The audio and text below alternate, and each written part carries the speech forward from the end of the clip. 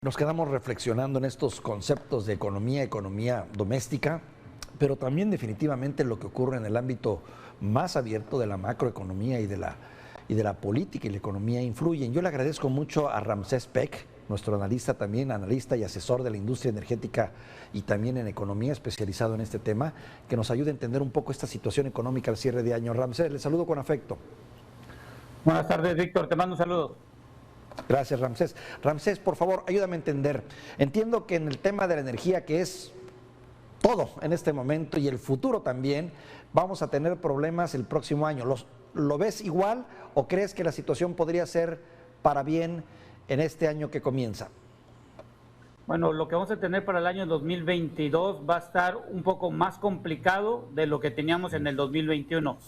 ¿Por qué? Porque estamos viendo que una inflación va a continuar, no vamos a ver que descienda y va a continuar en el 2022, 2023 y va a depender de cada país cómo va a hacer frente ante los cambios que estamos observando.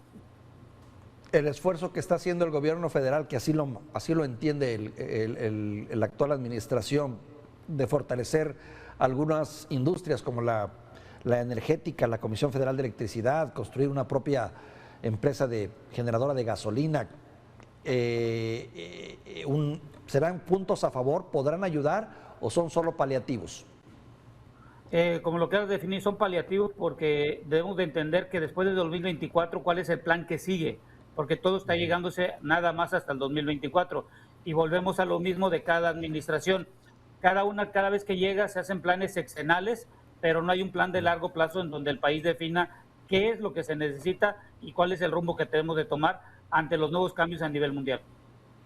Me diera la impresión de que pagaremos una factura también por no estar a la altura en la cuestión de medio ambiente, ¿es correcto? Sí, ya lo vimos en el COP 26. Lo que salió en el COP 26 es que dijeron no va a haber una eliminación de la utilización de los hidrocarburos, va a haber una reducción paulatina y con ello lo que van a ver es que van a haber inversiones en la recuperación de dióxido de carbono, las reducciones de emisiones de calor y todo aquello que lleve los contaminantes. La pregunta aquí es, Pemex y la Comisión Federal de Electricidad solo se le da dinero para operar, más no para esta nueva forma que vamos a tener a partir del año 2025. Que por cierto es un muy buen punto ese también, diera la impresión de que se están invirtiendo toneladas de dinero para tratar de rescatar a Pemex. ¿Vale la pena? En este momento Pemex operativamente es rentable, el problema es financieramente. ¿Por qué? Porque hemos de recordar que Pemex en las anteriores administraciones y en la actual ha sido utilizado como un medio de recaudación y asimismo como un garante para poder tener dinero en la ley de ingresos. En las tareas nuevas que le están dando a Pemex que presentaron esta semana hay muchas incógnitas todavía, como dejar de exportar.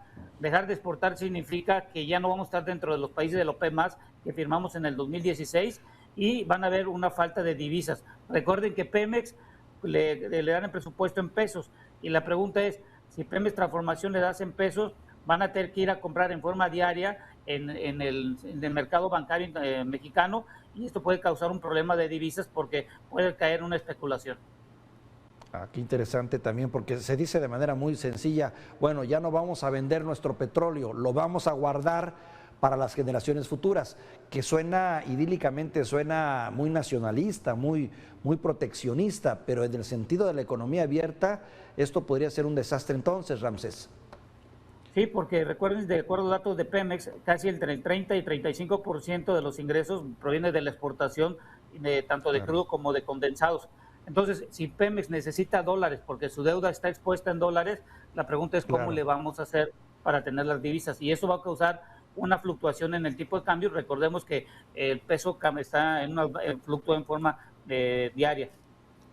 Claro. Ramsés, el tener una refinería y haber comprado otra nos va a hacer en corto plazo autosustentables en el consumo de gasolina, por ejemplo. Bueno, la primera pregunta que tenemos que respondernos es, ¿cómo le vamos a hacer para que nuestras refinerías lleguen al 80%? Ahorita, en días pasados, vimos la refinería de Minatitlán que tuvo un accidente, estamos esperando dónde fue, pero ahí me llama mucho la atención porque revisando los datos, en el mes de noviembre se incrementó el volumen de entrada de crudo de refinación y en diciembre hay un problema de accidente. Aquí la pregunta es, ¿cómo le vamos a hacer para mantener 320 días, cuando menos al 80% las plantas operando? Ahí que se necesitará una mayor cantidad de dinero. Caray. Entonces, en suma, si en su ámbito y en sus manos estuviera, ¿qué deberíamos hacer con estas dos empresas estratégicas que entiendo encierran también un concepto de nacionalismo y de mexicanismo, si así se quiere ver, como es la Comisión Federal de Electricidad y como es por otro lado Petróleos Mexicanos?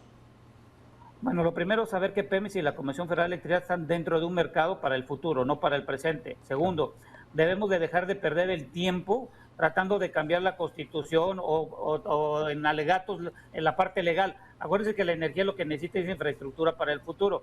Y tercero, tenemos que hacer un plan de nación de largo plazo donde cualquier administración que llegue en el futuro no lo cambie como ha sucedido en las administraciones actuales y anteriores. Ramsés, ¿prevés que vayamos a tener conflictos con Estados Unidos, principalmente con empresas estadounidenses y de otros países por esta política energética que se aplicará? Bueno, en la parte de exportación hay que ver que en el 2024 no sé cómo lo vaya a tomar Estados Unidos, porque va a depender quién va a sustituirnos en el mercado internacional, y aparte ya no vamos a estar dentro del OPEP más. Entonces, aquí la pregunta con Estados Unidos, esperando que la propuesta del presidente Biden sobre el subsidio o la aportación que quieren dar de los $12,000 a carros eléctricos, en dado caso que sea aprobada, creo que México tendría que estar observando cómo lo vamos a ponernos a la par, a sabiendas que hoy Estados Unidos está tratando de liderar lo que llamamos la nueva diplomacia ambientalista, en el sentido de hacer no solo inversiones en la operación del sector energético, sino inversiones en cómo minimizar y cómo tener una mejor cantidad de contaminantes a la atmósfera. Ramsés, pero a ver, algo que no termino yo de entender y que con frecuencia es una pregunta que nos hace, ya ves que a los periodistas les preguntan de todo, aunque evidentemente no sabemos de todo, y luego tenemos estas propias dudas también. Es inminente, entiendo, el cambio del uso de la gasolina por la energía, pero ¿qué tan rápido será ese cambio? Hay quien dice que lo tenemos a la vuelta de la esquina, que en 2 años más ya esto va a desaparecer. Hay otros que dicen que no, que esto va a ocurrir hasta dentro de 10, 15 años. Desde tu perspectiva, Ramsés, ¿realmente ya tenemos encima este cambio? Por ejemplo, en el caso de los automóviles, el cambio de dejar la gasolina por la electricidad. No, eso, qué bueno que me hiciste esa pregunta, porque está mal. A ver, hay que esperar, hay que separar dos cosas. La industria de hidrocarburos, el 80% del total que se tiene en el mundo se manda para la refinación. Y esto quiere decir que se utiliza para la creación de combustibles como gasolina, diésel o turbocina. Lo que esperan en el año 2050, lo que llaman emisiones cero, se refiere al sector eléctrico, es decir, dejar de utilizar materias primas como el carbón, pero se va a utilizar el gas natural, que es un hidrocarburo gaseoso, y se va a utilizar utilizando. El cambio generacional de carros eléctricos en la totalidad en el mundo, que hayan un 100% de carros eléctricos, va a ser hasta el año 2080, y el sector de hidrocarburos va a seguir utilizándose hasta más del año 2050. No la misma cantidad de volumen que se tiene hoy en día, pero sí se va a continuar, porque es muy complicado sustituir en forma rápida los carros de combustión eléctricos ante la falta de infraestructura, sobre todo para la carga en algunos países. Y lo otro, que el poder adquisitivo de los individuos, como en el caso de México, es muy complicado todavía comprar un carro eléctrico, que puede fluctuar entre 50 a 70 mil dólares un carro más o menos.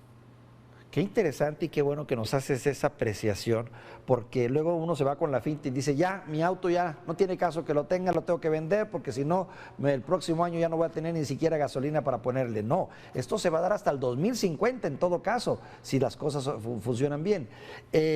Entonces, en ese sentido y bajo esa lógica, pues sí es prudente haber comprado una refinería y estar construyendo otra. Sí, porque pero lo importante que dejarlo es claro. La refinería de Deer Park todavía hay que ver que todavía nos den la firma, porque lo que sucedió en días pasados es que nos dieron el visto bueno por el regulador, que la empresa de Pemex no tiene ningún problema de seguridad si es terrorista o crea todo por el estilo. No es lo que nos están diciendo, ya todavía falta. La refinería de Dos Bocas es importante porque la primera refinería que tuvimos es de 1914, la de Tampico Madero. Entonces, si estamos viendo que están problemas con fallas, es como que tenga un carro de 1914 y lo quieres correr a 200 kilómetros cuando nomás se aguanta hasta 80. Entonces, hay que ir viendo y evaluando y irse adaptando. Hay que dejarle claro al público, a ver, cualquier planta o cualquier infraestructura en el sector energético tarda su maduración y inicio de operación entre 4 hasta 7 años para empezar a operar. No es de la noche a la mañana. Entonces hay que entender que si yo cambio la política hoy, afecto en el futuro porque la infraestructura no es de la noche a la mañana. Y nomás para dejar un dato nada más.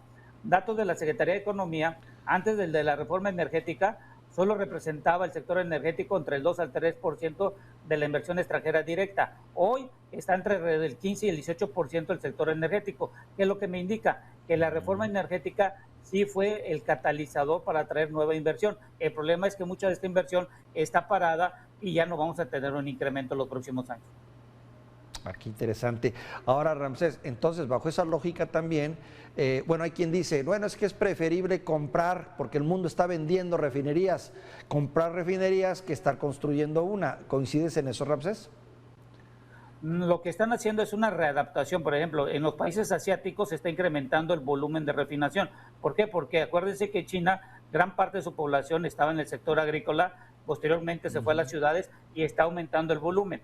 Donde va a haber un incremento en los próximos 10 años, y lo vimos en el COP26, China, India, que no fueron los que firmaron para la reducción de la utilización de los hidrocarburos, va a continuar utilizándose las refinerías. En México tenemos una demanda entre más o menos entre 1 millón a 1.2 millones de barriles diarios entre gasolina y diésel. Entonces, imagínense hoy en día si nosotros es muy complicado comprar un carro de 300,000 pesos, ahora imagínense un carro de más de 1 millón de pesos. Muy complicado el poder adquisitivo que tenemos hoy en día.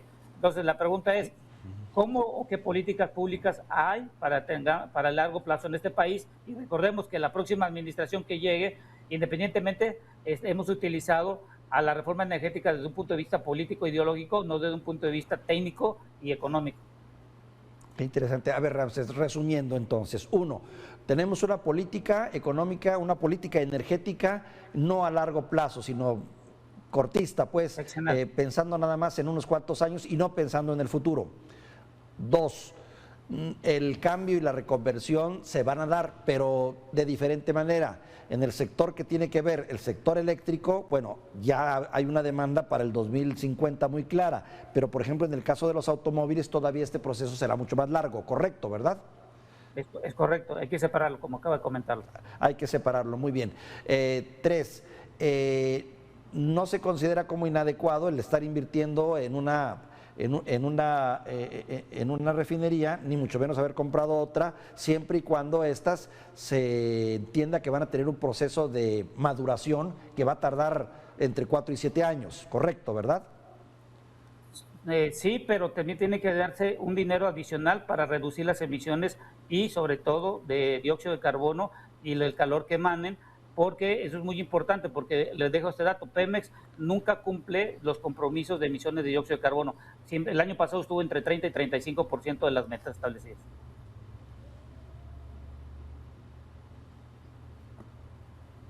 Interesante, interesante. Ramsés, pues no me resta más que agradecerte, qué importantes reflexiones has hecho con nosotros, te agradezco y aprovecho también para desearte a ti y a tu familia, de parte de nuestro equipo y de parte de esta empresa, lo mejor para el próximo año. Gracias, Víctor, y un saludo a todos en el estudio y cuídense, por favor. Cuídense todos con lo del Omicron, porque también va a ser un problema para el 22, si no nos cuidamos. Claro, por supuesto, este factor no hay que olvidarlo, que va a estar y va a continuar presente en nuestras vidas. Muchas gracias, Ramsés.